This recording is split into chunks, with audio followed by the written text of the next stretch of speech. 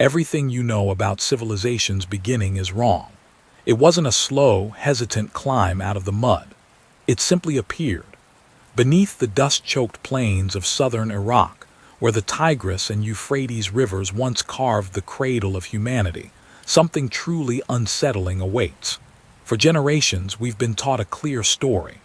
Early humans, scattered in simple villages, slowly learned to farm, then built rudimentary towns, then gradually, over millennia, developed writing, laws, and the complex structures of civilization. It's a comfortable, linear progression that fits neatly into our textbooks. But what if that story, the one we've always believed, is a convenient fiction? What if the earliest records suggest something far more enigmatic? Around 3500 BCE, in a region known as Sumer, the curtain didn't slowly rise on civilization. It was thrown open. Suddenly, cities blossomed, not as crude collections of huts, but as intricate, planned metropolises with monumental temples, complex irrigation systems, and vast public works. From seemingly nowhere, a fully formed writing system, cuneiform, emerged, capable of recording everything from intricate legal codes to precise astronomical observations. Mathematics, based on a sophisticated sexagesimal base 60 system, was already in use, far beyond what simple accounting demanded. Law, medicine, art, metallurgy, all manifested with astonishing complexity, as if they had sprung forth fully articulated from the desert floor. Mainstream history struggles with this suddenness. It prefers a narrative of slow, patient evolution, where one invention painstakingly builds upon another, a gradual ascent from ignorance to enlightenment. We expect to find crude beginnings, trial and error, a long, visible learning curve.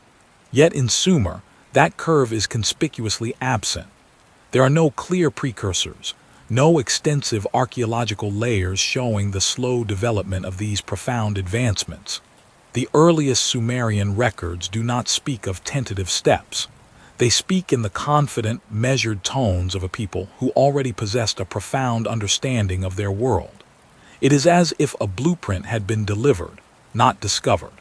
Imagine trying to explain how a complex organism, like a tree with roots, trunk, branches, and leaves, simply manifested overnight without any seedling stage. That is the enigma of Sumer. Their cities were not organic growths but deliberate constructions. Their language was not a collection of grunts but a sophisticated system of symbols and sounds. Their laws were not ad hoc rules but comprehensive codes. This wasn't the hesitant scroll of a newborn civilization. It was already complex, measured, and deeply aware of the cosmos. Scholars have long struggled to explain this peculiar rhythm. History prefers slow progress, gradual invention, one tool leading to the next. But the Sumerians complicate that narrative. They built temples, ziggurats, irrigation systems, and mathematical systems that still form the bones of our calendar today.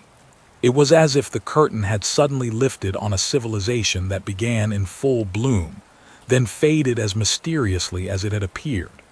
The question lingers: how did a people, seemingly from out of nowhere, achieve such a comprehensive grasp of what it meant to be civilized, all at once?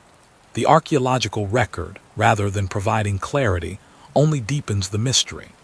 Beneath the oldest known cities of Sumer, like Eridu and Uruk, there are indeed older layers of habitation. But these earlier settlements are simple, characteristic of Neolithic villages. Small, scattered, and lacking the immense complexity that suddenly explodes around 3500 BCE. There's a leap, a chasm between what came before and what arrived, fully formed. It's not an evolution, it's an interruption. The transition is too sharp, too dramatic to fit the conventional timeline of gradual human progress. This anomaly has led some researchers to an unsettling conclusion. Perhaps the Sumerians were not inventing civilization, but rebuilding it.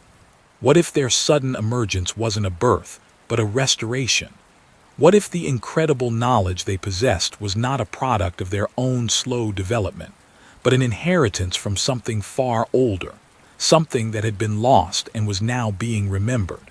The very architecture of their cities, the layout of their temples, the precise geometry woven into their art, it all seems to suggest a pre-existing pattern, a model they were diligently following. Consider the profound implications of such an idea. If humanity's first great civilization wasn't an original creation, then it challenges the entire linear framework of our history. It introduces the possibility of a lost age, a forgotten era whose wisdom was passed down, not through written records as we understand them, but through a deeper, more profound form of memory. The Sumerians themselves hinted at this. Their own texts, as we shall see, often speak of knowledge that was given or lowered from heaven, rather than gradually accumulated through human effort. This concept of remembering, rather than inventing, permeates their earliest narratives. The Sumerians never claimed sole ownership of their profound advancements. Instead, they described themselves as receivers, stewards of gifts from a higher source. Their scribes learned geometry and astronomy not as human achievements but as divine inheritance. The clay tablets don't show trial and error. They show refinement, as though what we call the birth of civilization was to them a re-establishment of something that had existed before. It's a quiet confession that even the Sumerians saw themselves as heirs to something older. But who were these teachers? And what was the source of this profound inheritance? The Sumerians had a name for them, the Anunnaki. These were not merely abstract deities, but beings described in their earliest texts as those who from heaven to earth came. They are portrayed as rulers, judges, and teachers, beings of immense power who shaped humanity's fate. Their names are inscribed beside the earliest star charts, their symbols embedded in royal seals, their actions recorded as history, not legend. And though later civilizations would soften them into myth, the oldest texts speak of their presence with an unsettling matter-of-factness, as though memory had not yet learned how to lie. The Anunnaki in the Sumerian accounts are the originators of their profound knowledge. They are depicted as bringing the me, a collection of divine decrees or formulas that govern every aspect of civilization, from kingship to weaving, from architecture to music. These me were not just abstract concepts. They were the very blueprints for existence, the codes that brought order to the world. If these accounts are to be taken seriously, even in part, then the Sumerians were not pioneering civilization. They were painstakingly reconstructing a previous age, following instructions from beings who had once walked among them. The idea of divine teachers, or bringers of knowledge, might sound like ancient allegory, but the sheer consistency and precision of Sumerian achievements force us to consider other possibilities. Why, for instance, did their advanced mathematics and astronomy appear so suddenly, without a long history of observational data collection? How could they map the heavens with such familiarity, as though they were remembering rather than discovering? Could it be that the Anunnaki, those who from heaven to earth came, were the source of this profound initial spark? Their myths tell us that knowledge was given, not earned. They named their teachers not as men, but as gods descending from the sky. And though such language was later dressed in myth, its foundation feels older than metaphor. The clay doesn't lie, it remembers. Imagine holding one of those tablets warm in your palm, its wedge-shaped impressions still carrying the pulse of a hand that lived before every empire we know.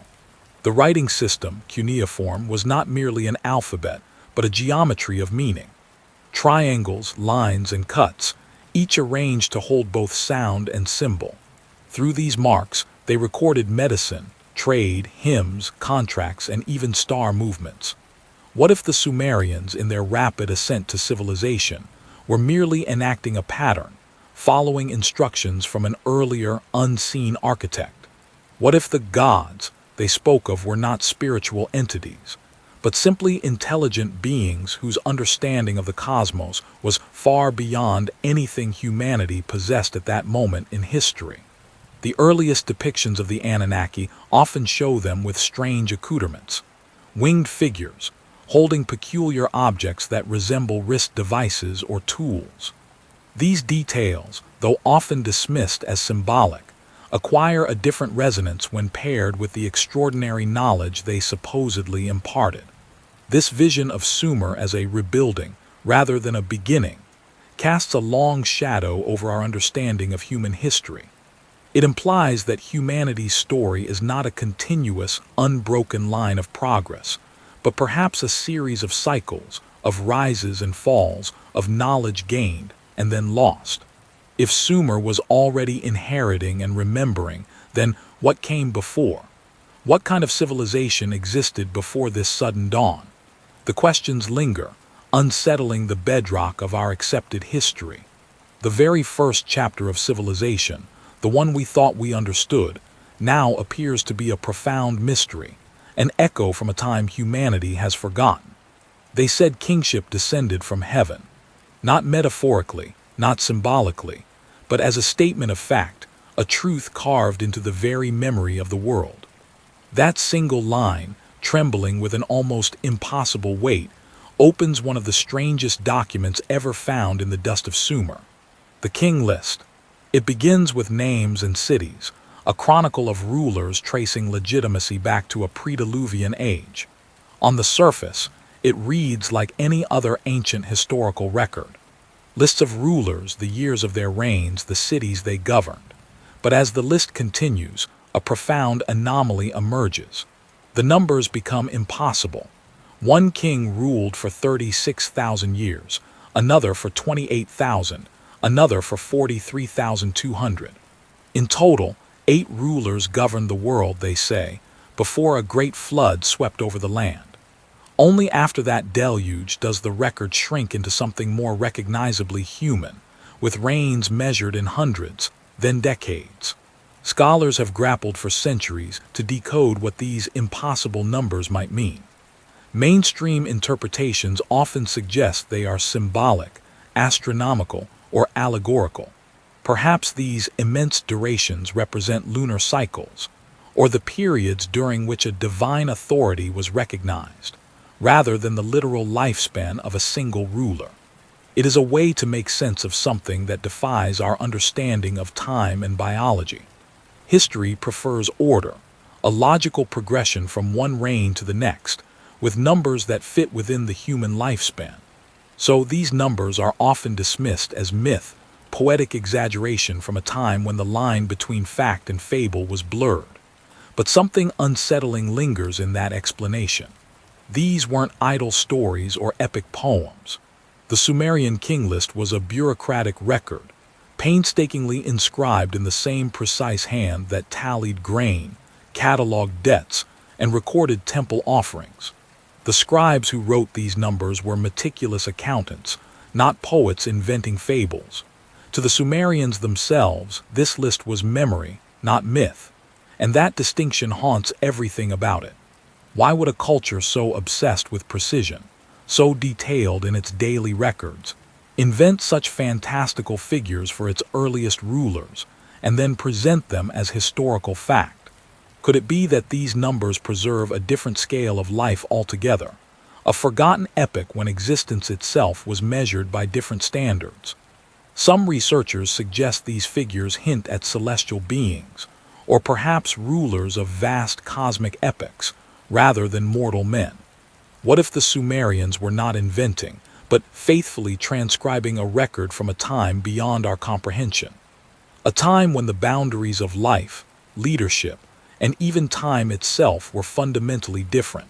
It is a question that makes the air around these ancient tablets feel heavier, charged with unspoken possibility. The earliest copies of the king list were found in the ruins of cities like Larsa and Nippur. Each version differs slightly, as though translated from a memory that was already fading, imperfectly copied across generations. Yet the fundamental structure remains constant. A distinct phase of 8 kings before a catastrophic flood, their reigns measured in tens of thousands of years, followed by a cosmic reset. Then, new kings arise in new cities like Uruk and Kish, each claiming divine mandate, each tracing their legitimacy back to that mysterious pre-Diluvian age. This narrative of a great deluge ending an earlier world, where divine rulers were replaced by human ones, resonates with an eerie familiarity across cultures separated by vast oceans and millennia. The Sumerians spoke of a great flood that ended a former world. This same story is found in Akkadian, Hebrew, Hindu, and even Mesoamerican texts. While the king list's flood specifically marks a transition in rulership, the very concept of a civilization-ending deluge is a recurring pattern that begs for deeper inquiry. For the Sumerians, this flood was not merely a natural disaster. It was the dividing line between one kind of history and another, between an age of gods and an age of men. Some historians argue that the impossible numbers in the king list simply reflect lunar cycles, or a symbolic calendar, designed to convey immense divine authority and legitimacy. They believe it was a way to impress upon the populace the ancient lineage and sacred power of their kings. This interpretation places the list firmly within the realm of political and religious propaganda, a common enough practice in ancient monarchies seeking to solidify their rule. But other researchers, those who linger too long on the strange precision of Sumerian mathematics, notice something else. The impossible numbers often correspond to multiples of 3,600, a Sumerian unit known as the sar. This wasn't a random number. The sar was the same system used to measure orbits, star cycles, and celestial distances. It was a unit of astronomical notation. Why would a royal chronicle, ostensibly a record of earthly kings, be encoded in astronomical units? Unless the kings themselves, or the periods they represented, were meant to be read as celestial beings, or as rulers of cosmic epochs rather than mere human years. Could it be that the king list was less a record of human rule and more a map of cosmic order, a profound blending of sky and soil, of time on earth and time in the heavens? What if the Sumerians, with their deep understanding of the cosmos, saw the turning of the ages not just in earthly events, but in celestial alignments? This would suggest a worldview far more integrated than our modern separation of science and myth, where the reigns of kings could literally mirror the vast, slow rhythms of the universe itself. It is a speculative thought that reframes the entire document from a mere list of rulers to a profound statement about the nature of reality and the passage of time. The king list is one of those artifacts that feels as if it shouldn't exist. It bridges myth and history so seamlessly that scholars still fiercely debate which side it truly belongs to. The names of some of these ancient rulers, like Alulim, Alaulgar, and Enmenluana, do not appear anywhere else in Sumerian literature, adding to their enigmatic nature. And yet the cities they are said to have ruled, Eridu, for instance, are very real. Eridu, considered by archaeologists to be the oldest city in southern Mesopotamia, holds profound archaeological significance. Under its ruins, layer upon layer of construction has been found, dating back almost 8,000 years. Temples were rebuilt upon older temples, each one slightly smaller than the one before, as if mimicking the slow contraction of time itself.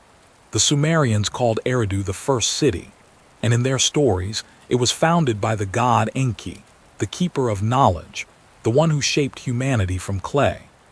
Excavations there reveal evidence of a complex water system, ritual altars, and artifacts made of materials that shouldn't have existed in that region, stones from distant mountains, shells from the Indian Ocean. Was this evidence of an extensive trade network, or a remnant of something even older, perhaps both?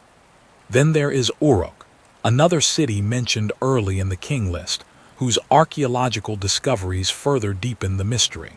When archaeologists uncovered the city of Uruk, they didn't find crude beginnings.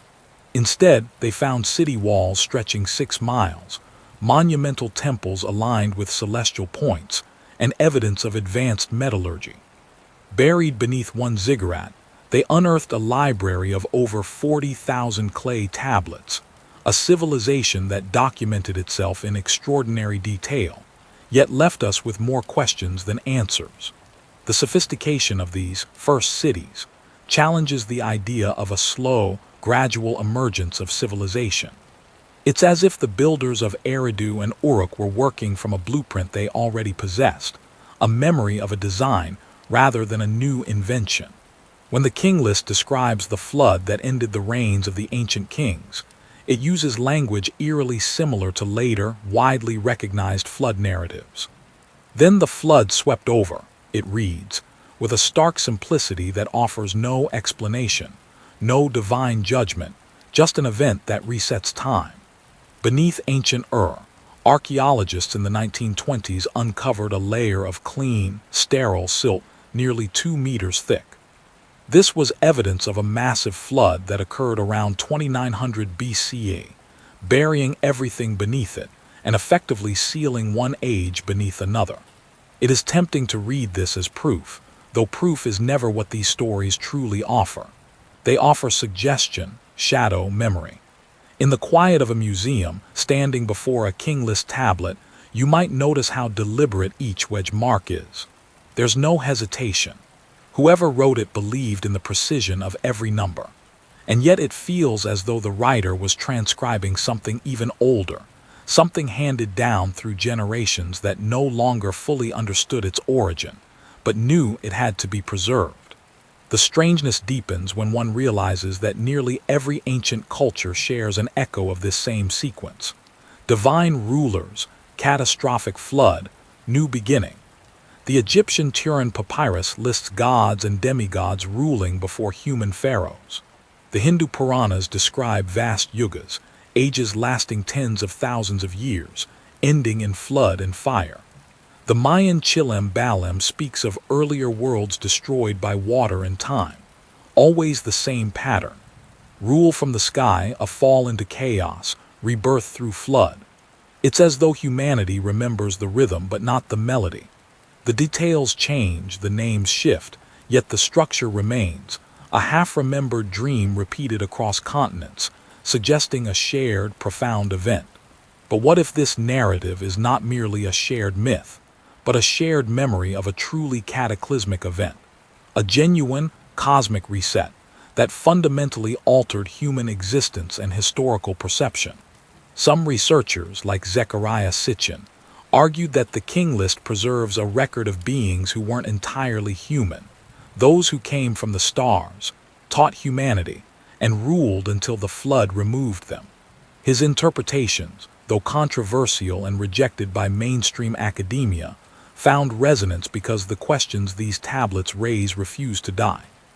Even traditional archaeologists, while rejecting the extraterrestrial hypothesis, admit that the origin of Sumerian civilization, with its full-bloom appearance and astonishing knowledge, is an anomaly, a spark without a match. Others see in the king list an encoded scientific calendar. The long reigns, they suggest, may represent precession cycles or cosmic epochs, where a year might actually signify a grand celestial period. If the reign of Ululim lasted 28,000 years, perhaps it marked a specific celestial alignment, a rhythm of the heavens mirrored on earth. The Sumerians often blurred the boundaries between sky and soil. Their gods were often the planets themselves, their myths the language of orbit and light. Maybe the king list was less a record of earthly rule and more a map of cosmic order, a record of the time asterisk before time as we understand it, when the heavens directly dictated earthly cycles in a way we no longer grasp. Still, the emotional weight of it cannot be ignored. Beneath all the numbers and theories, there is grief in these tablets, a sense that something magnificent once existed, and that everything after was merely its shadow. When the flood swept over, the old world died and memory became myth. The Sumerians built their temples as acts of remembrance, not ambition. They were rebuilding, not beginning.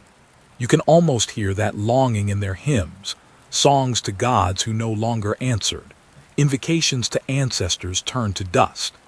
The king list might have been less a document of power than a prayer, a way to hold on to a world they could no longer see, a world that perhaps they themselves did not fully understand. In the Museum of the Ancient Near East in Berlin, a small clay cylinder rests behind glass. The markings on its surface describe the building of a temple in honor of Inanna, the goddess of love and war. But among the dedication lines, one sentence stands out with quiet power. This is the restoration of what was before. Restoration, a word that implies memory, not invention. It's a quiet confession that even the Sumerians saw themselves as heirs to something older, working from a blueprint that predated their own civilization. The concept of restoration permeates Sumerian texts and architectural practices. They didn't just build new cities, they rebuilt old ones, often directly on the foundations of what came before. This wasn't simply an efficient use of space, it carried a profound philosophical weight. Their ziggurats and temples were not just structures to house gods, they were attempts to re-establish a lost connection, to realign Earth with the heavens, to restore a sacred order that had been fractured. Their language, too, suggests this. Words for creation, often derived from roots meaning to reawaken or to rebuild. Theirs was a civilization of remembering, not beginning.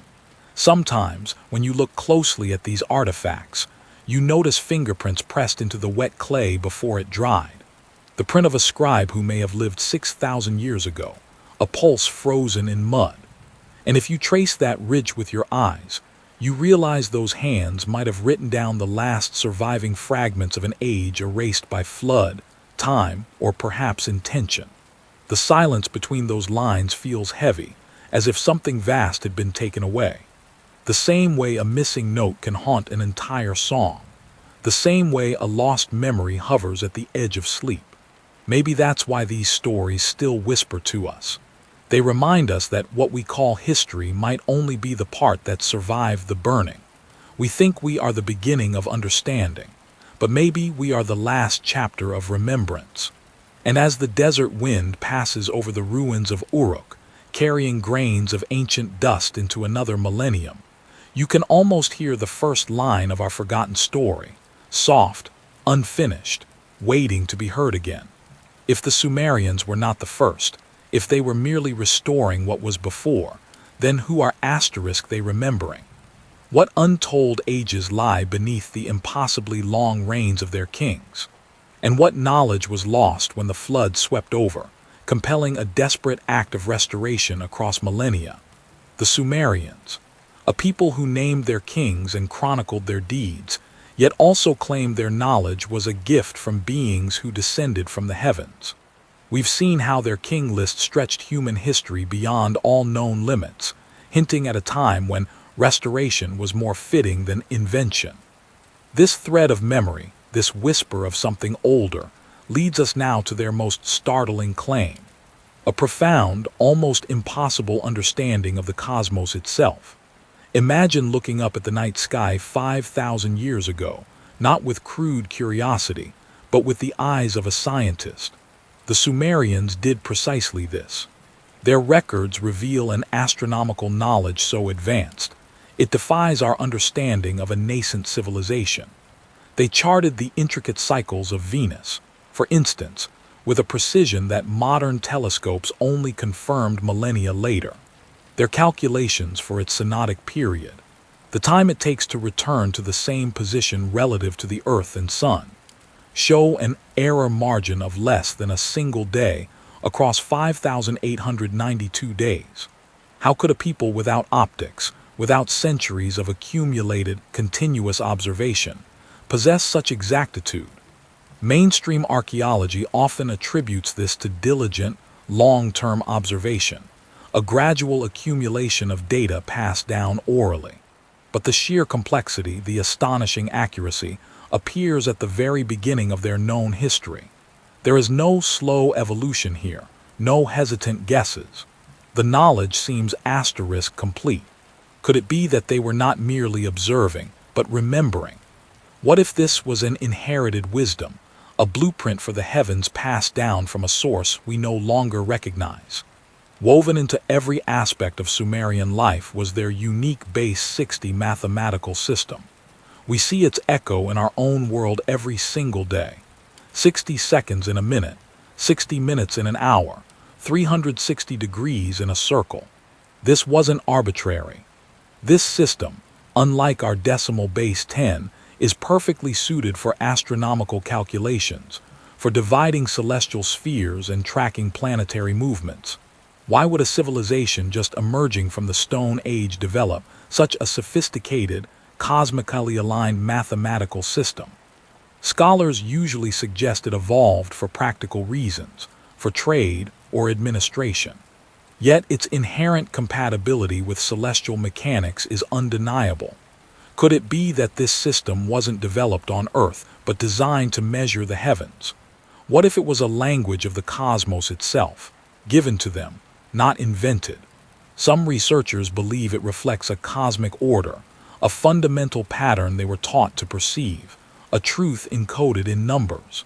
Their connection to the sky wasn't just abstract. It was etched into their very landscape. The temples and ziggurats of cities like Ur and Eridu, monumental structures of fired brick and mud, were aligned with uncanny precision to specific celestial points. The great ziggurat of Ur, for example, is oriented almost perfectly to the cardinal directions, with its corners facing true north, east, south, and west. This required not just surveying skill, but an intimate knowledge of the Earth's axis relative to the stars. Other structures marked the rising of specific stars or the precise points of the solstices. These weren't rough approximations. They were feats of architectural awareness that implied both advanced mathematics and centuries, if not millennia, of sophisticated celestial observation. History prefers slow progress, gradual invention, but here, monumental, astronomically aligned structures appear at the earliest horizons of civilization. How did they achieve such exactitude?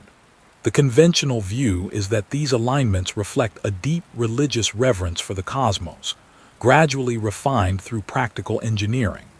But the consistency across sites, the sheer scale of the undertakings, and the absence of a long developmental curve cast doubt on this gradualist explanation. Could it be that these structures weren't just religious monuments, but colossal instruments, designed to realign humanity with a cosmic order they already understood? Some theories suggest they were sacred technology, physical representations of an inherited knowledge of the universe, blueprints not for discovery, but for re-establishment. Perhaps the most compelling evidence comes from the Appian tablets. These old Babylonian texts, dating to around 1000 BCE, are not original Sumerian documents, but they explicitly state they are copies and elaborations of far older Sumerian knowledge. They contain incredibly detailed star charts, listing constellations, equinoxes, solstices, and the rising and setting times of the planets. They even describe the precession of the equinoxes, the slow, 26,000-year wobble of Earth's axis that causes the apparent shift of constellations over millennia. To measure this subtle drift requires not decades, but centuries of continuous, highly accurate observation, or inherited records from a civilization that had already meticulously tracked it. The very existence of such comprehensive data sets, organized and codified, pushes against the notion of a civilization just beginning to look at the stars. Where are the rough drafts, the early, error-filled observations? We find refinement, not elementary learning. The but moment here is profound. This knowledge appears as if ready-made. Could it be, as some researchers suggest, that the Appian tablets, like the Sumerian king list, are not merely observations, but transcriptions of an older, pre-existing cosmic map? A record passed down through what we can only imagine as an unbroken chain of remembering. Even Sumerian mythology carries this cosmic resonance, blurring the lines between story and data. The goddess Inanna, central to their pantheon, is intimately associated with the planet Venus. Her myths describe her descent into the underworld and her subsequent re-emergence, a narrative that uncannily mirrors the disappearance and reappearance of Venus in the sky. This is not mere poetic metaphor. It reflects a precise understanding of the planet's intricate cycle. And then there are the Anunnaki themselves, the beings who, according to Sumerian texts, from heaven to earth came. While often seen as divine figures, the term Anunnaki can also be interpreted as the counted ones of Anu, with Anu being the sky god, effectively connecting them to celestial bodies. Traditional interpretations view these as personifications of natural forces or celestial bodies, common in ancient religions. But the consistency with which Sumerian myths intertwine precise astronomical phenomena with divine narratives suggests something deeper. What if the myths were a deliberate method of encoding scientific data, a way to preserve complex truths in a memorable, sacred language for a culture that saw the cosmos as alive and interactive? Could the stories of the gods be allegories not of human drama, but of celestial mechanics, a secret language for a scientific reality? The overwhelming but moment here is simple.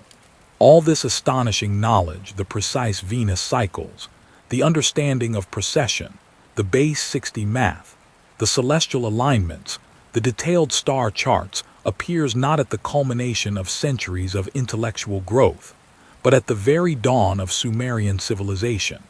There is no slow evolution, no hesitant climb.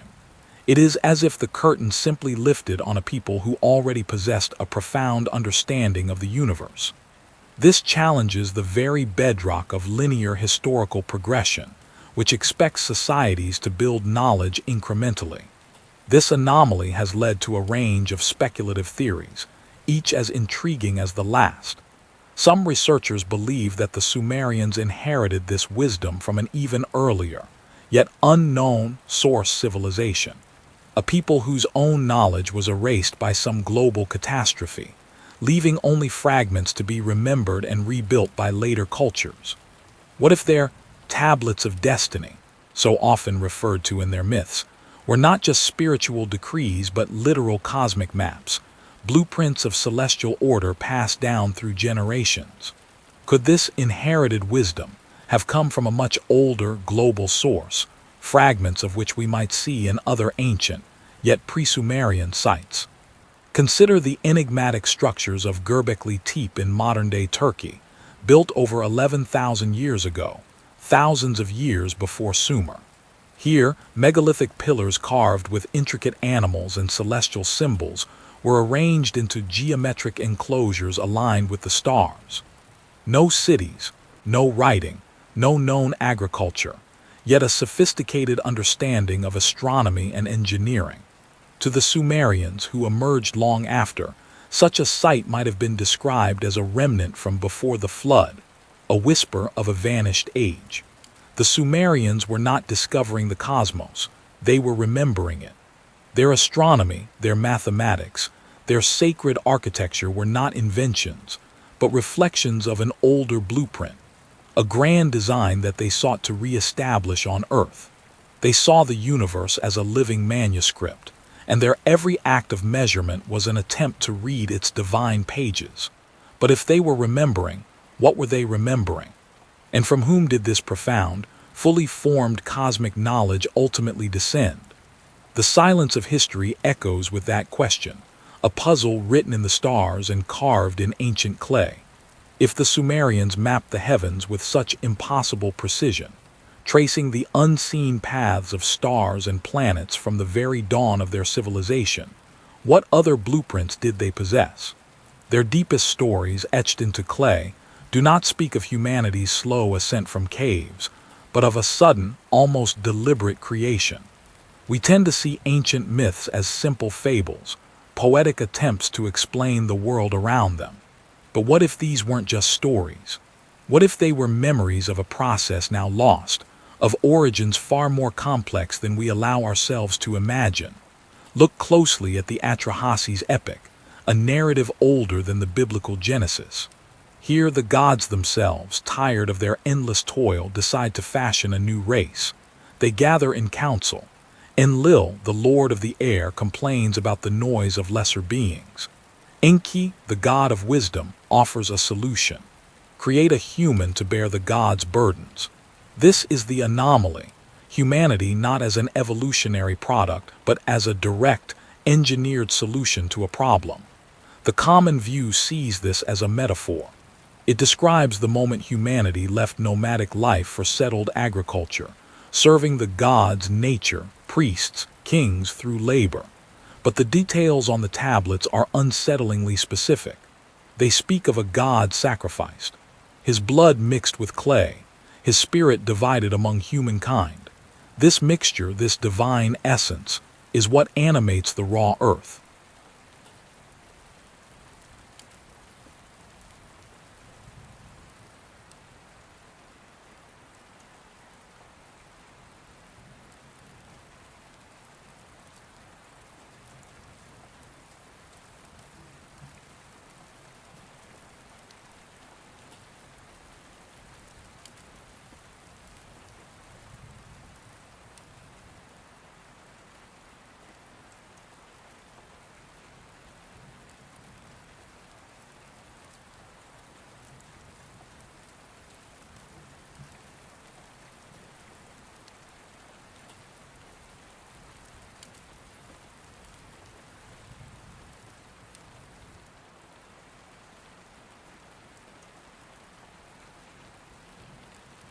Some researchers believe these tales are more than allegory.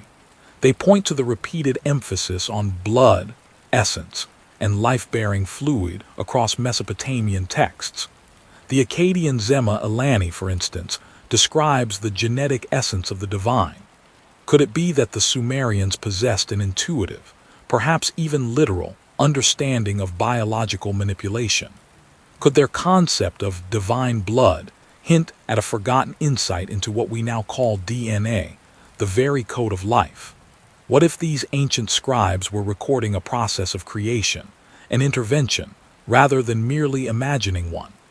This question casts a strange light on our own origins, suggesting we might be the descendants of a deliberate design, a project whose blueprints are still buried in the clay.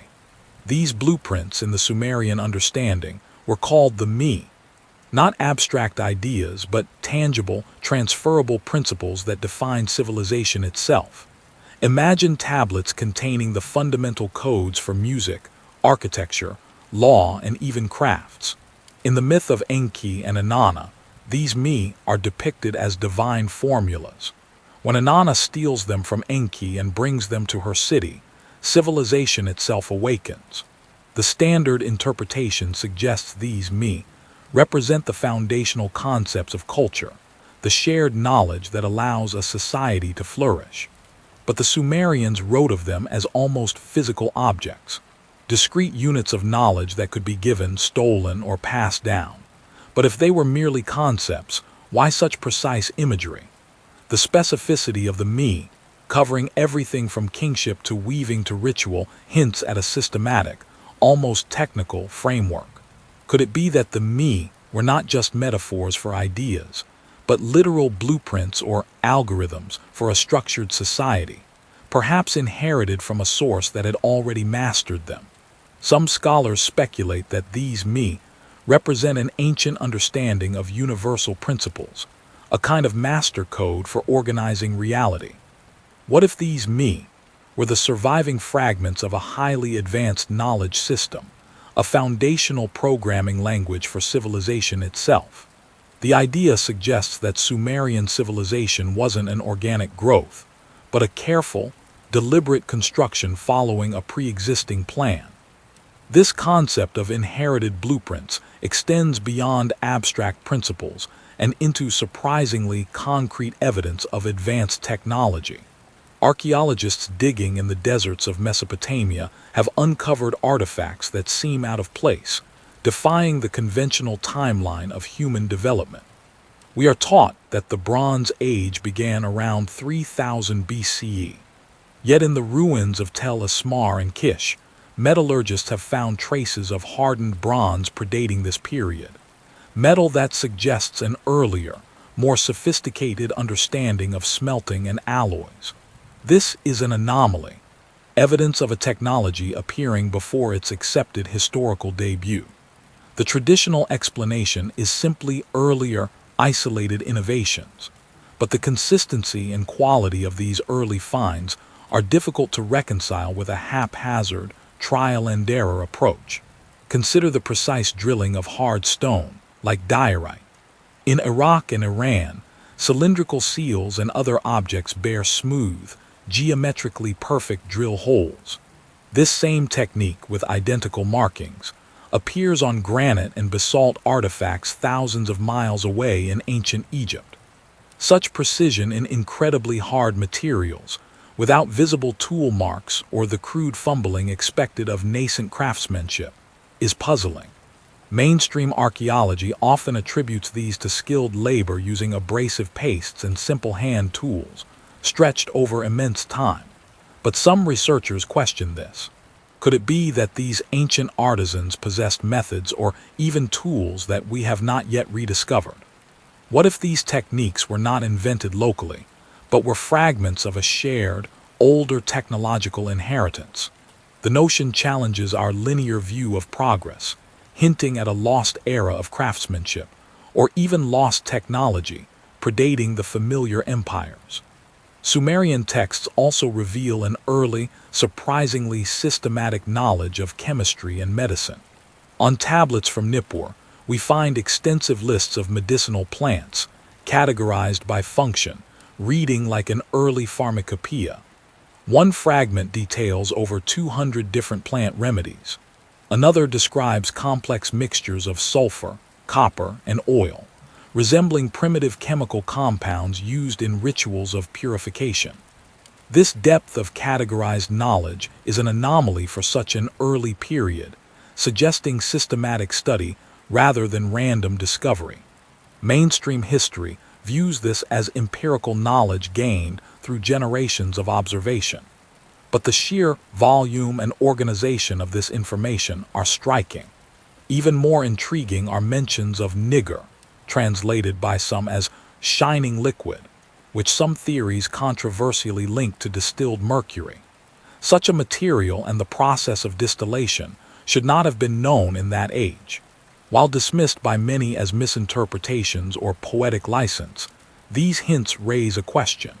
Could the Sumerians have possessed a more advanced understanding of chemical processes than we typically credit them with? What if these sophisticated herbal lists and chemical illusions were not the result of slow, independent development, but were preserved records, fragments of a medical and chemical science inherited from a much older, lost tradition? The tablets, in their meticulous detail, suggest a deep, systematic inquiry, hinting at a forbidden technology of healing and matter. Even their language, the mysterious Sumerian isolate, holds a profound clue to their understanding of humanity itself. Consider the word T.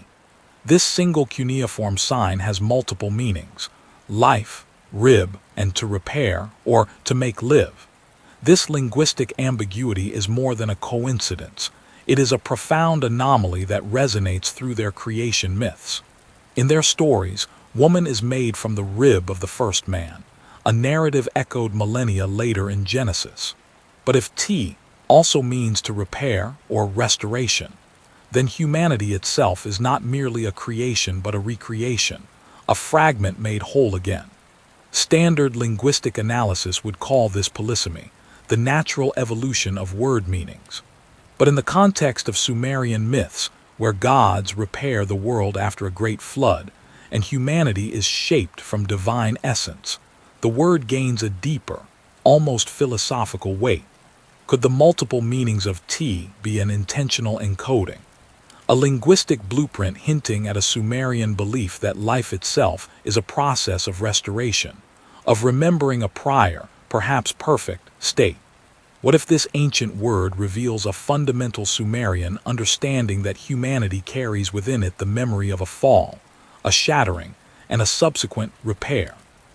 It suggests that the Sumerians saw their own existence not as a fresh start, but as a continuity, a deliberate making live again from something that was broken or lost.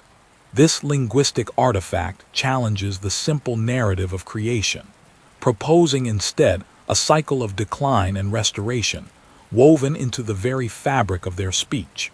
The collective weight of these anomalies, the engineered creation of humanity, the me as divine blueprints, bronze tools before the Bronze Age, precise stone drilling, advanced chemistry and medicine, and the profound implications of the word tea, makes it increasingly difficult to explain Sumerian civilization as a purely indigenous, linear development.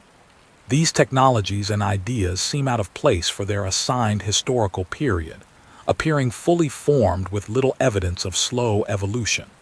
The mainstream explanation attributes these to remarkable ingenuity and early inventiveness, a unique explosion of genius in a fertile crescent. But this explanation struggles to account for the suddenness, the precision, and the consistency of these firsts.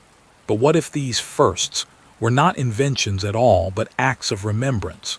What if Sumer was not the beginning but a re-beginning? Speculative theories abound, each trying to reconcile this paradox. Some researchers, taking the creation myths more literally, suggest a form of ancient genetic manipulation. Could the mixing of divine blood with clay have been a symbolic, or even literal, description of biological engineering by beings whose knowledge far surpassed ours? Others propose the existence of lost high technology, perhaps the precise stone drilling, the early metallurgy, and the advanced chemical knowledge are remnants of tools and techniques from a much older pre-Diluvian civilization that was largely erased by catastrophe. The Sumerians, in this view, inherited these fragments, learning to operate or mimic them without fully understanding their original principles. And then there are those who suggest a common ancient blueprint. What if these sophisticated concepts, from celestial mechanics to biological origins, from civic design to advanced craftsmanship, were not independent inventions, but echoes of a shared knowledge base, disseminated globally by an even older, unknown source? This theory draws parallels with the precise geometric planning found in the Indus Valley cities, or the advanced architectural and astronomical knowledge of early Egypt, suggesting a synchronized global awakening. Could it be that these nascent civilizations were not inventing from scratch, but rather rediscovering fragments of a universal wisdom, adapted and remembered in different cultural languages? The Sumerian word for knowledge, me, often translated as codes or fundamental laws of order, strengthens this idea. To the Sumerians, science was not invention, it was memory. Their scribes and artisans, their doctors and architects, may not have been creating. They may have been diligently following instructions, rebuilding from a manual that survived a forgotten catastrophe. Imagine standing amidst the ruins of a Sumerian city, the silence thick with the dust of millennia. You pick up a fragment of clay. Its wedge marks a testament to a hand that lived 5,000 years ago. Could that hand have been guided by a blueprint handed down from a world we no longer recognize? A world where the creation of man was a careful process, where technology was an inheritance, and where life itself was seen as an act of repair. These questions linger, whispering from the clay, suggesting that the most profound technologies of humanity might not be those we invent, but those we are slowly, painstakingly, struggling to remember. If humanity was, in a sense, made or restored in Sumer, what force could have erased the memory of its true makers, and why? What event shattered the continuity of knowledge, forcing the first civilization to begin again, haunted by echoes of a world lost to water and time? There is a strange quiet that follows catastrophe, a silence so complete that even memory hesitates to speak. The Sumerians knew that silence well. They called it the day the waters swept over the land. To them, it was not merely a storm or a flood. It was the eraser of a world, the cleansing of an age that had grown too loud, too full of its own creations. What remained after was not just ruin, but amnesia. Humanity began again, they said, smaller, humbler, haunted by echoes of what came before. Imagine standing on the desolate plains of ancient Mesopotamia, the wind whispering through the tall reeds. Here, inscribed on tablets of clay, the story of humanity's deepest trauma unfolds. It is a story older than any scripture, yet eerily familiar. The Epic of Ziusudra, carved into fragments sometime around 1700 BCE, but rooted in far older oral traditions, tells of gods disturbed by humanity's relentless clamor, decreeing destruction. Only Ziusudra, a king and priest from the city of Shurapak, receives a whisper of warning from the god Enki. Build a vessel of strong walls and sealed pitch. Take into it the seed of all living things. Then the rain begins, not gentle but endless. The rivers rise, the sea swallows the plains, and the horizon dissolves into water. For 7 days and nights, the world vanishes beneath the flood. When the waters recede, Ziusudra opens a window and releases a dove. It does not return. He knows the earth has emerged again. In gratitude, he offers sacrifice. The gods, moved or perhaps regretful, grant him immortality and place him in the land beyond the rivers. This Sumerian narrative predates the biblical flood story of Noah by over a millennium. Its bones are the same: divine wrath, a chosen survivor, a vessel of life, and a new beginning. We see similar accounts in the later epic of Gilgamesh, where Utnapishtim, another flood survivor, recounts the same cataclysmic event, confirming that such tales were not isolated, but deeply ingrained in the Mesopotamian consciousness. Scholars have long considered these tales powerful myths, allegories for the devastating but localized river floods that frequently struck the Tigris and Euphrates Valley, a common anxiety for an agricultural people. But the precision of the narrative, the divine intervention, the specific instructions for survival, these details feel too deliberate for mere metaphor. Could it be that humanity's deepest fears of water are not just about localized disaster, but about a memory of an event so profound it scorched itself into our collective past? What if these stories were not just myths, but fractured recollections of a global trauma? Archaeology, cautious as ever, hesitates to affirm such myths. And yet, beneath the ruins of ancient Mesopotamian cities, there is evidence that something like the Sumerian flood did happen. In the 1920s, Sir Leonard Woolley, excavating the city of Ur, made a stunning discovery. Beneath the layers of habitation dating back to the earliest dynastic periods, he uncovered a deep sterile layer of silt, clean river mud nearly 2 meters thick. It was a blank slate, devoid of artifacts, sandwiched between layers of human settlement. He found similar deposits at Kish and Shurapak, the very city mentioned in the Ziusudra epic. The dating of this sterile layer corresponded roughly to 2900 BCE. Woolley described it simply: a flood of such magnitude that it destroyed life and left the land empty. The people who rebuilt afterward did so as if they were starting anew. To modern minds, it may sound like coincidence, one local disaster among many.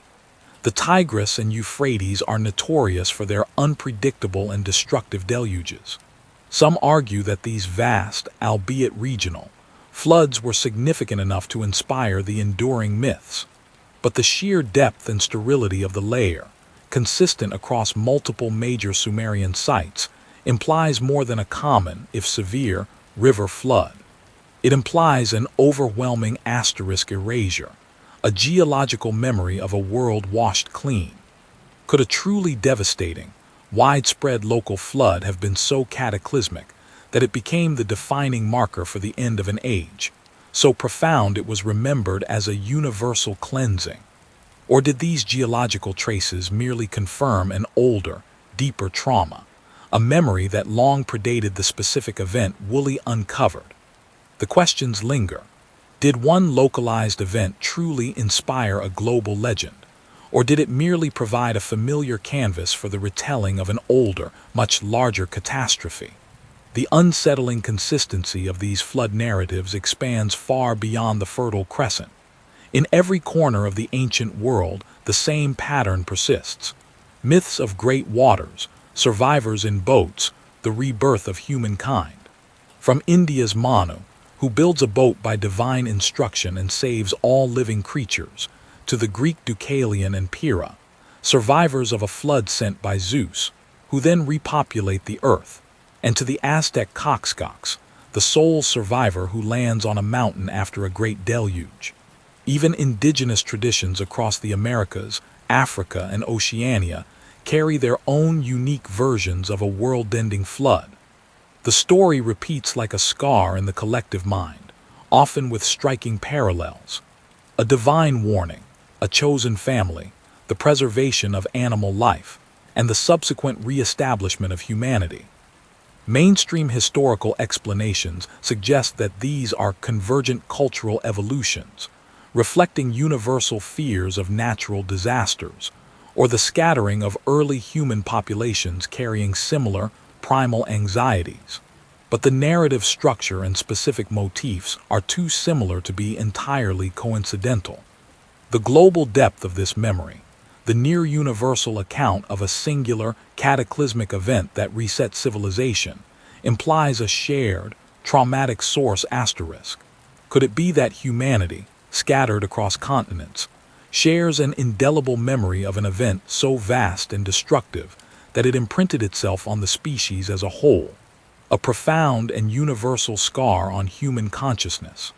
What if an event so massive left fragments of its memory wherever consciousness found room to rebuild, making the silence between these legends hum with an unbearable truth?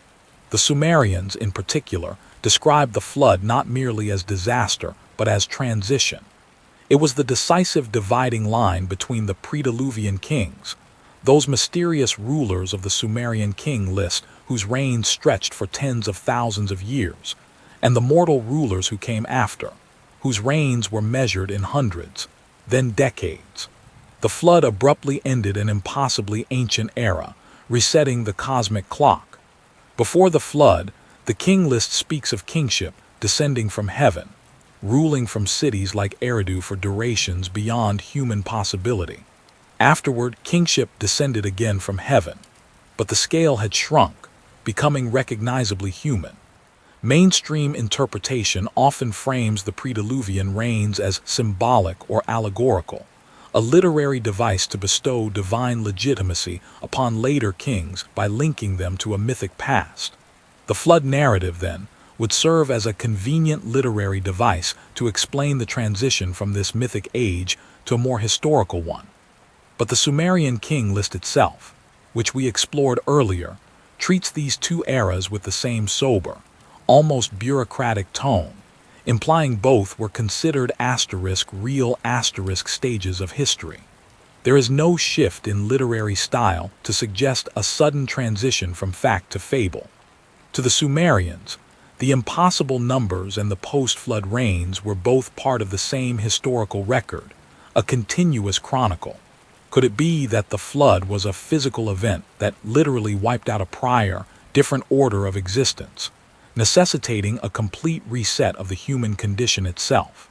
What if the impossible reigns of the pre-Diluvian kings were not symbolic, but descriptive of a time when the very scale of life, or the beings who governed it, was fundamentally different? If the flood marks the boundary between different kinds of rule, what kind of world existed before that demarcation, and what secrets did its passing take with it? Adding another layer of mystery, the narratives often describe the flood not as a random act of nature, but as a great decree or an intentional act, a deliberate intervention. In the epic of Ziusudra, the gods convene, and Enlil, weary of humanity's noise, argues for annihilation. It is Enki, the god of wisdom, who intervenes, whispering a warning to Ziusudra, saving a remnant. In the Gilgamesh epic, the storm itself is a divine decision, a planned erasure. The language used in these ancient texts, phrases like the Great Decree, suggests intention, a cosmic judgment rather than mere meteorological chaos. Even if the Sumerian version has less of the explicit moral condemnation found in later biblical accounts, the underlying sense of a deliberate act, a decision by higher powers, remains palpable. Mainstream scholars interpret this intentionality as the personification of natural forces, where humanity's earliest storytellers ascribed human-like motives and emotions to the terrifying power of the rivers or the skies. The unpredictable fury of nature was explained as the wrath. Crucially, in the aftermath of this great forgetting, the god Enki steps forward again. We heard his name earlier as the god of wisdom and the one who shaped humanity from clay. In the flood narratives, Enki is portrayed as the ultimate savior and reteacher of humanity. It is he who warns Ziusudra, ensuring the survival of the seed of all living things. After the waters recede, it is Enki who guides the surviving black-headed people, the Sumerians themselves, teaching them the fundamental skills necessary to rebuild civilization: agriculture, irrigation, city planning, and law. This is where the concept of knowledge as restoration, which has recurred throughout our journey, becomes most poignant. Enki does not invent these things, he restores them. Mainstream scholarship views Enki as a cultural hero, a personification of human ingenuity and resilience in the face of hardship, representing the growth of human society from primitive beginnings to organized civilization. He symbolizes the collective memory of how humanity learned to harness rivers and cultivate land. But the Sumerian texts, through Enki's actions, emphasize a prior loss, a blueprint that existed before the flood and was merely reactivated. It is a profound distinction. What if Enki was not just a symbol of divine providence, but a symbolic representation of the surviving fragments of a much older, sophisticated tradition? A collective memory of an ancient teaching lineage that passed down critical knowledge to the post-cataclysmic world. Could his role as reteacher imply that the deluge had not just swept away lives, but an entire body of wisdom, forcing humanity to reconstruct it using the preserved fragments of a forgotten age? If Enki merely restored what was lost, what immense knowledge, what divine blueprints were swept away by the deluge, and how much of it are we still unknowingly, desperately trying to recover, mistaking rediscovery for innovation? The flood, then, stands as humanity's great dividing line, forcing a reset. It carved an unforgettable scar into the collective psyche, separating a remembered golden age from the arduous struggle to rebuild. The Sumerian accounts, with their stark archaeological parallels and their echoes in global myths, paint a picture not just of a natural disaster, but of a purposeful event that reshaped memory itself. The questions these stories raise refuse to be silenced. What truly happened in the deep past? What knowledge was drowned beneath the waves of forgetting? And as we continue to unearth the silent witnesses of clay, how much of our own history is merely a story of recovery, a slow, painful process of remembering what was shattered by the deluge? The world reset, yes, but memory, stubborn and persistent, finds a way to speak, even through the silence of the mud. If the Great Flood could erase cities and kings, leaving behind only the faintest echo of a prior world, then what of its voice? What happens when not just the monuments, but the very words of a civilization are drowned beneath the silence of time? The Sumerians, building on the shattered remnants we've explored, seem to understand this profound fragility. They left behind not just records, but a language that defies history itself. A voice so ancient and so singular that it still hums with an unsolved mystery. Among the thousands of clay tablets unearthed from the Mesopotamian soil, a profound anomaly whispers from the wedge-shaped marks, the Sumerian language. Linguists call it an isolate, a term that sounds clinical, but carries a deep, unsettling truth. It stands utterly alone. Every other known language, from the ancient Semitic tongues like Akkadian to the vast families we speak today, can be traced back through a lineage, a branching tree of sound and grammar. But Sumerian has no family, no known ancestor, no living descendants. It appeared fully formed, as if from nowhere, just like the cities it chronicled, and then vanished as suddenly, leaving behind one of humanity's oldest and most profound linguistic puzzles. When 19th century scholars first began to decipher the cuneiform script, they initially assumed all the texts belonged to the Akkadian language, the Semitic tongue of Babylon and Assyria. But as they labored, translating tablet after tablet, they encountered inscriptions whose grammar, vocabulary, and sentence structure simply defied Akkadian logic. Verbs conjugated differently, syntax was inverted, and words seemed to fuse and break apart without familiar patterns. It was a hidden layer, a ghost within the script. Eventually, they realized they were not merely reading an older dialect, but an entirely different language, a tongue from a civilization that had come before Babylon, before Akkad, before nearly everything we thought we knew about history's beginning. They named it Sumerian, after the land of Sumer, the first kingdom of recorded time. Yet, even after more than a century of rigorous study, no one has truly been able to explain where it came from. Researchers have scoured the globe for connections, searching among the languages of the Caucasus, the Indus Valley, the distant Altaic steppes, even the lost dialects of the ancient Mediterranean. Every hypothesis, every potential link, collapses under the weight of its unique grammar. The Sumerian language stands apart, an enigmatic island in the vast ocean of human speech. Its very structure is unlike any other. Sumerian is what linguists call agglutinative, meaning it builds meaning by stacking syllables, each acting as a small, precise code that modifies the one before it. A single Sumerian word can unfold into an entire sentence, conveying layers of time, number, and emotion within a single, elegant gesture. For example, the phrase Amagui Tenda does not just mean my mother. It carries the weight of the one who is my mother and stands beside me. Every suffix, every minute addition, subtly alters the perception of relationship and space, making it less a descriptive language and more a philosophical instrument. It is a language that perceives reality as fluid, interconnected, always shifting, demanding a deeper engagement than simple translation allows. Even the Sumerians themselves seem to acknowledge its unique nature. They called their tongue Imegur, which translates not merely as Sumerian tongue, but as the true speech or the language of origin. It is as though the people themselves held a deep, inherited memory of their words being fundamental, not invented.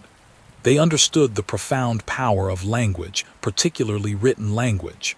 They called the act of writing emeshar, meaning the voice made permanent. To them, writing was not merely a way to record. It was an act of preservation, an attempt to trap sound, thought, and vibration in enduring matter. Perhaps this is why they chose to press their words into wet clay rather than ink on fragile papyrus. Clay, once baked, endures. It fossilizes meaning. It remembers, long after the speaker has turned to dust, as if the very earth were the keeper of their voice. When linguists attempt to reconstruct and speak Sumerian aloud today, something almost otherworldly happens. The rhythm feels ancient and new simultaneously, a resonant music that seems to belong to no human mouth.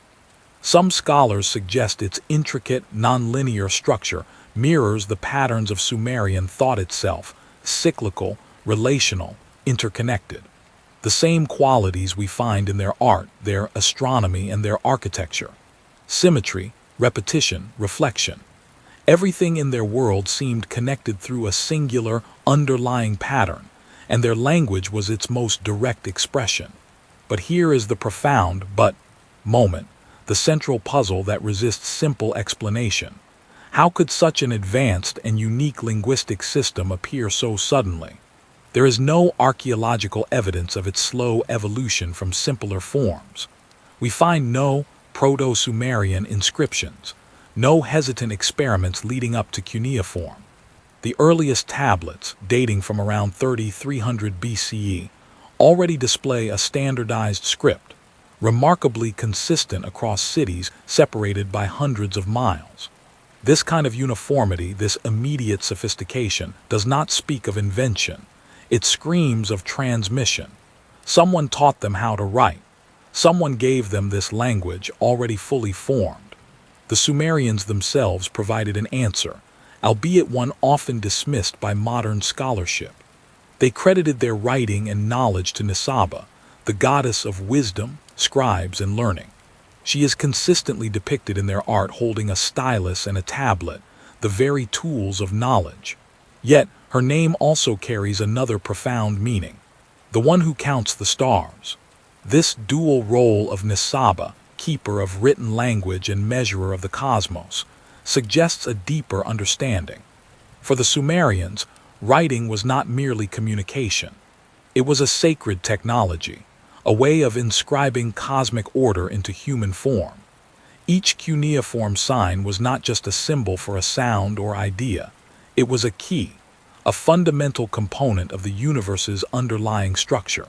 Could it be that their language, so intricately tied to their advanced mathematics and astronomy, was not developed by emerging farmers, but inherited from a source that saw language itself as a reflection of universal law? When Sumerian eventually faded from daily use around 2000 BCE, supplanted by the more widely spoken Akkadian, it did not truly die. Instead, it ascended. It became a sacred language, reserved for priests, astronomers, and scholars. For more than 1,000 years after the collapse of the Sumerian civilization, Babylonian and Assyrian scribes continued to painstakingly copy and study Sumerian texts, treating them as holy relics, as scripture. In special temple schools known as aduba, or tablet houses, young apprentices learned not only to read and write, but to memorize entire catalogs of Sumerian signs, sometimes hundreds, even thousands of them. It was an initiation into a secret order, an act of profound devotion as much as intellectual pursuit. They created vast bilingual lists, Akkadian on one side, Sumerian on the other, ensuring that the sacred tongue, the Imegur, would not be lost. Imagine generations of students laboring over a language no one spoke in daily life, reciting the dead syllables of their ancestors as prayer, believing that something vital, something profound, resided within that ancient speech, a connection to a deeper understanding of themselves and the cosmos. Even today, attempts to fully translate Sumerian are haunted by uncertainty. Many words resist direct equivalence, their meanings blurring in the space between metaphor and geography.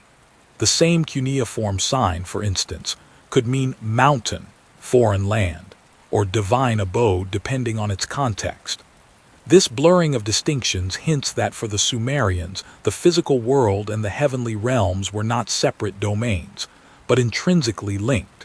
Some daring researchers, working on the fringes of traditional academia, have even proposed that Sumerian might preserve traces of a lost linguistic family that existed before a catastrophic global event, a proto-language from which all later tongues diverged.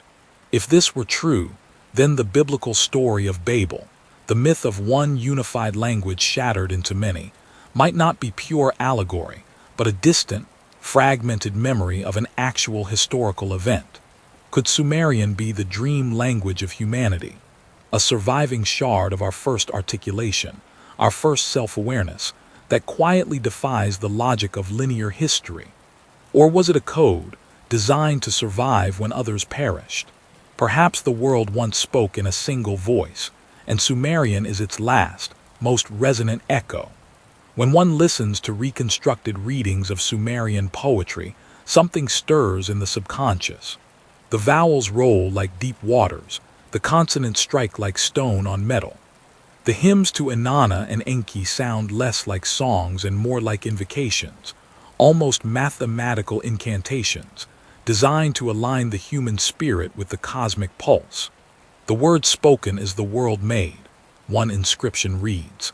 In their eyes, language did not merely describe reality, it possessed the power to create it. If this is true, then what makes Sumerian so strange is not that it came from nowhere, but that it came from everywhere, from a time when speaking, building, and remembering were all one unified act. Its isolation, rather than proving its uniqueness, may instead reveal its immense age. A fossilized tongue from a world before words fragmented into nations and dialects. The silence that followed Sumerian's extinction was long and profound. For nearly 2 millennia, no one alive could read it. Yet, when the first modern scholars like Henry Rawlinson in the 19th century began to decipher its signs, they felt something uncanny, a sense of déjà vu. Rawlinson, a British Army officer and adventurer, wrote in his diary about the script. "This script awakened something in me, like hearing a language I once knew in a dream." It was as if he was not discovering but remembering. The enduring nature of cuneiform, pressed into durable clay, ensured its survival. While papyrus turned to dust and parchment disintegrated, the baked clay tablets resisted the ravages of time, flood, and fire. They were deliberate time capsules, designed for eternity. This ancient foresight ensures that even now, thousands of years later, this unique language still whispers to us from the dust, silently challenging our understanding of civilization's true origins. If the first words ever written were already echoes, then whose voice were the Sumerians remembering when they learned to speak this language that defied all known lineage? What profound knowledge, what essential memory, did they preserve within the complex geometry of their true speech, waiting for another age to once again learn its sacred rhythm? History, they say, is written by the victors, but before it is written, it is rewritten. And perhaps no age rewrote the past as completely as the empires that followed the fall of Sumer. The Greeks and later the Romans did not merely conquer the ancient world. They reorganized its memory. They took the scattered fragments of Sumerian and Babylonian knowledge, stripped them of their mythic voices, and rebuilt them into a narrative that began conveniently with themselves. It was the greatest act of cultural alchemy ever performed, the transformation of living memory into history. And in that transformation, time itself was altered. By the time Alexander's armies crossed the Tigris, the ziggurats of Sumer had already fallen silent. The last priest astronomers of Babylon were aging, their libraries neglected, their languages fading. The conquerors found not gods but ruins. Yet within those ruins were clay tablets, hundreds of thousands of them, each carrying a voice from a world that refused to die. The Greeks, pragmatic and curious, collected them, though they could not yet read them. What they did instead was something subtler. They absorbed the ideas, the measurements, the fragments of astronomy and mathematics, and gave them new names. Sumerian mathematical insight became Greek geometry. Chaldean star charts became Hellenic astronomy. The ancient calendars were reshaped into the Julian one, adjusted to fit imperial time. And just like that, the memory of the first civilization became a prelude, a footnote, an echo. But buried beneath that act of appropriation lies a paradox. The Greeks themselves knew their knowledge was borrowed. In their own writings, they confessed it. Herodotus wrote that the priests of Babylon possessed wisdom of the heavens beyond measure. Pythagoras, Plato, and even Thales credited their cosmology to travels in the East. Plato's asterisk Timaeus describes an Egyptian priest telling Solon, "You Greeks are children. You have no old men among you." He meant memory. The empires of the Mediterranean were inheritors of fragments they barely understood. And yet, through translation, through adaptation, they claimed ownership. It is here that time itself begins to warp. Before the Greeks, history was cyclical. The Sumerians saw eras as tides eternally returning: creation, flood, restoration, decay, and creation again. The Egyptians called these ages *Zepi*, the first times. The Chaldeans called them Sar*, each cycle ruled by a different constellation. But the Greeks introduced a new concept: linear time, a line that begins and ends, moving always forward. Progress, invention, destiny, ideas that made sense to conquerors. This rewriting was not merely political, it was spiritual. The Roman Church, inheriting Greek rationalism and imperial authority, later sanctified a linear chronology of divine creation and human salvation. The cyclical cosmos became a one-way pilgrimage from Eden to judgment. The sacred wheel of time flattened into a divine timeline. By the Middle Ages, the only acceptable history was sacred history. What lay outside its borders was deemed heresy, myth, or sin. And yet, fragments of the old world continued to seep through the cracks. Astrological texts survived, disguised as Christian prophecy. Alchemical diagrams hid Mesopotamian symbology beneath Latin scripture. Even the image of the ziggurat persisted, reimagined as the biblical Babel. The empire could rewrite the words, but not the shape of the memory itself. Memory is stubborn. It resists conquest. When the Renaissance dawned, scholars began rediscovering the ancient Near East through trade and travel. Greek texts referencing Babylon and Chaldea led explorers back toward the forgotten lands of the Tigris and Euphrates. But when they arrived, they found only desert and dust. The physical ruins of Sumer were gone, buried beneath millennia of sediment. For nearly 2,000 years, the first civilization remained invisible, its very name erased. The empire had succeeded, at least for a time. It was not until the 19th century, when British and French archaeologists began to excavate Mesopotamia, that the silence finally cracked. When the first Sumerian tablets were unearthed at Ur and Nippur, the world realized that history was far older than it had been taught to believe.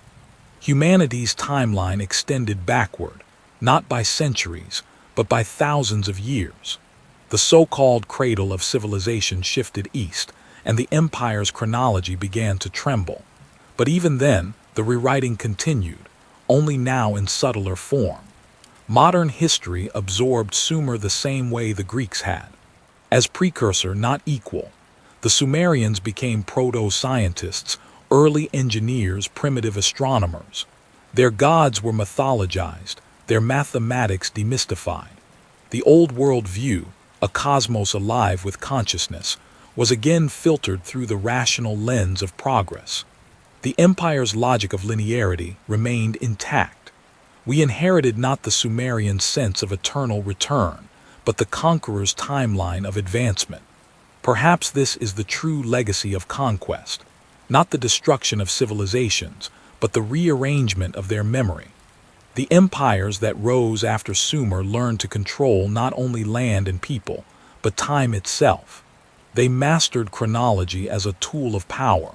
To name the beginning is to define the present. To erase the past is to own the future. And yet the past refuses to stay buried.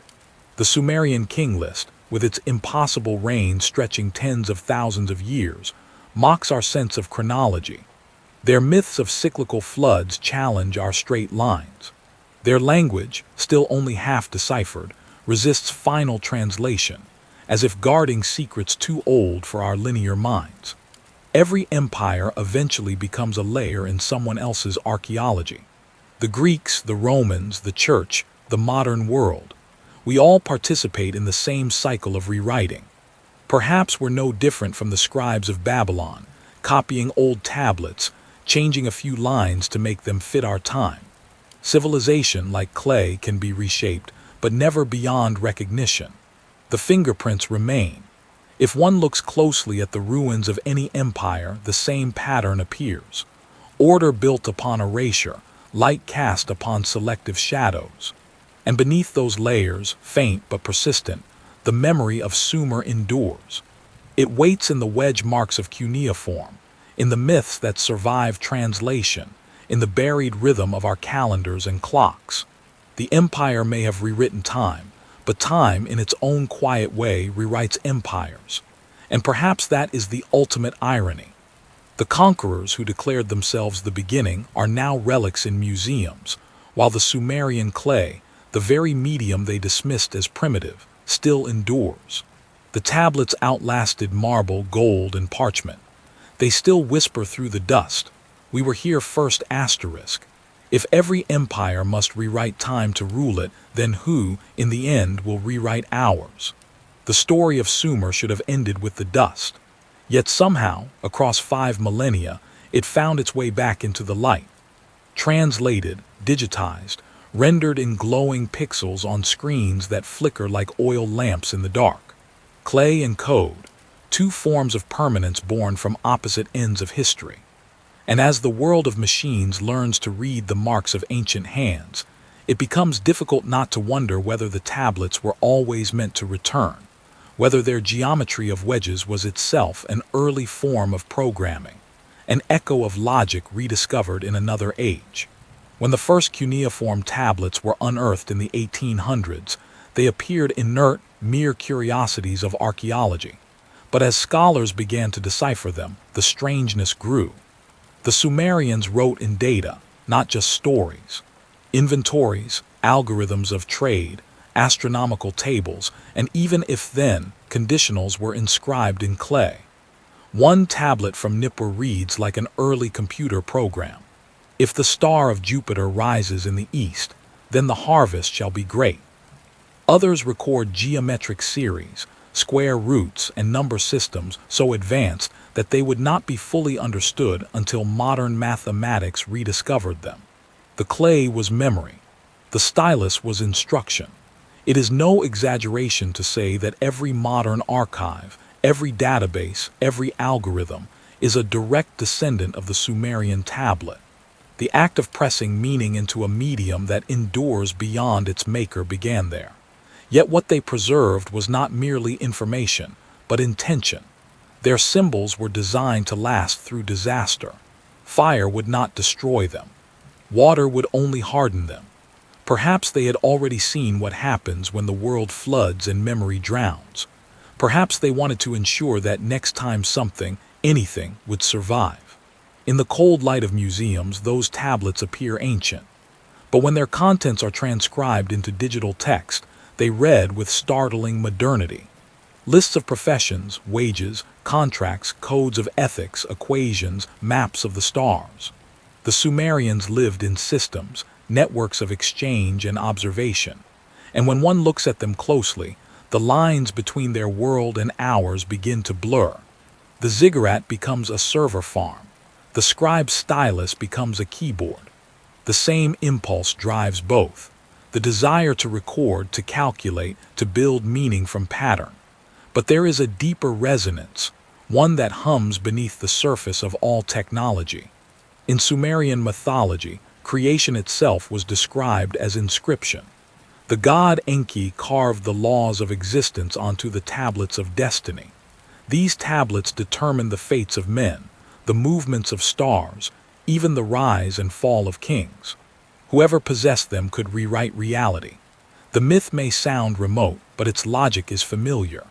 We too live in a world where code governs existence, where lines of digital instruction decide life, commerce, and war.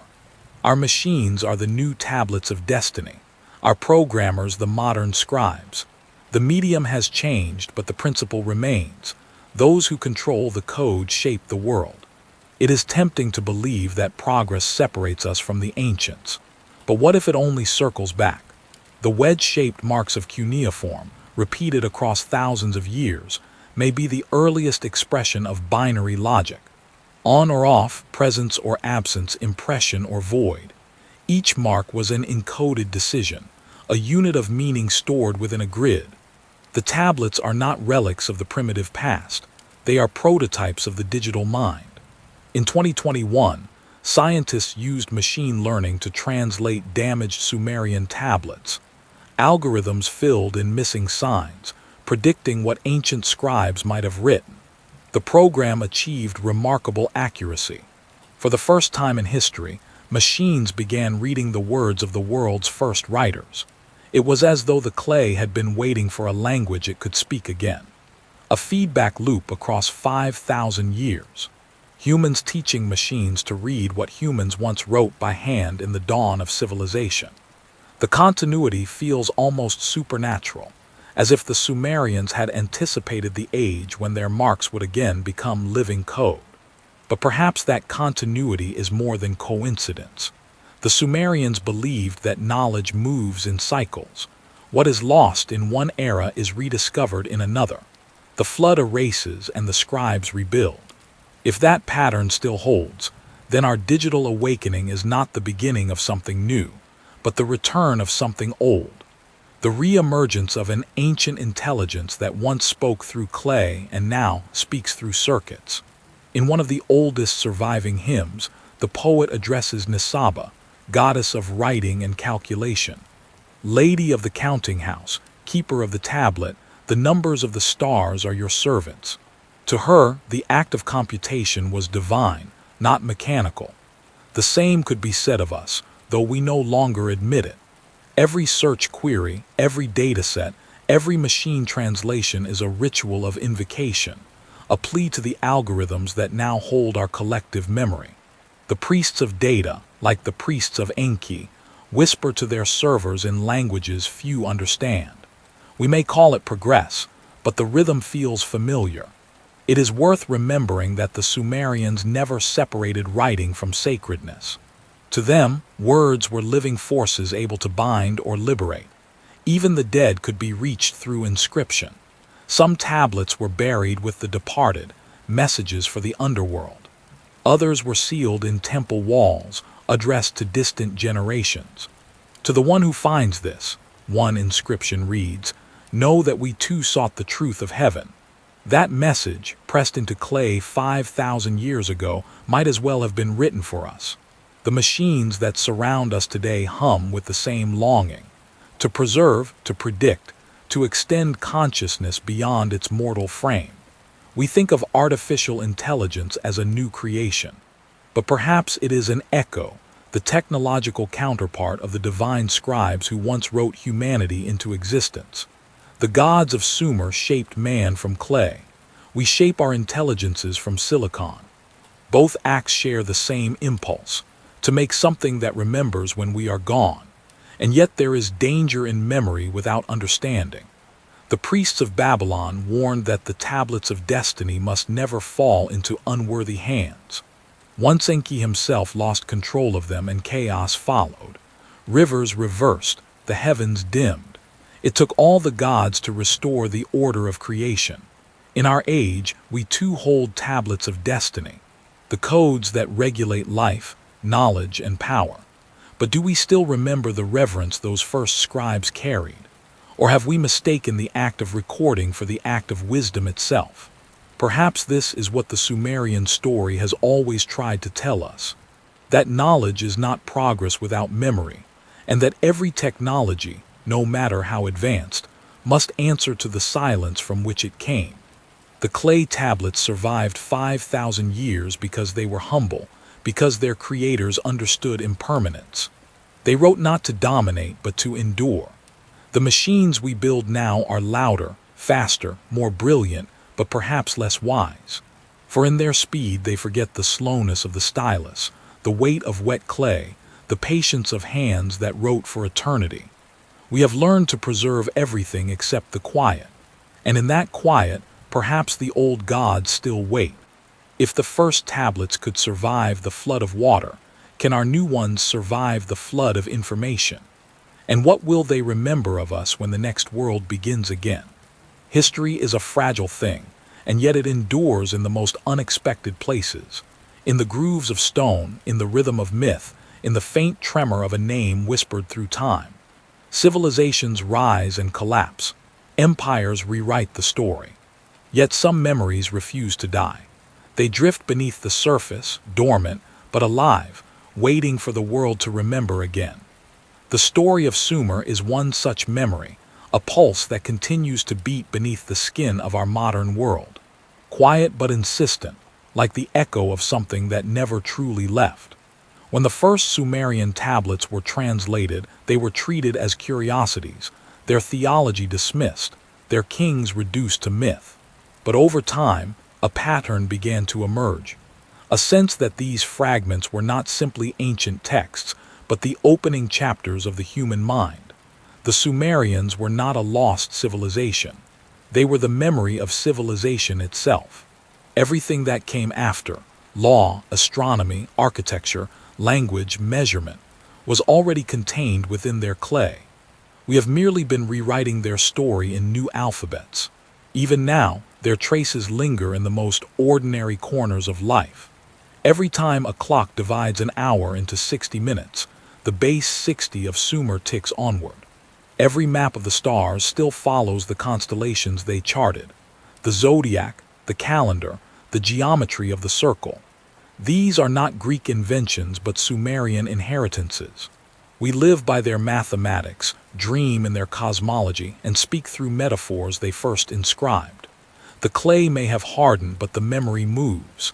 And yet, it is not just the inventions that survive. It is the worldview behind them. The Sumerians believed that all creation was bound by relationship, that heaven and earth, matter and spirit, were part of the same breath. The divine was not distant but interwoven with the physical. To build a temple was to echo the cosmos. To write a word was to mirror the act of creation. In their myths, even the gods were subject to laws of balance and reciprocity.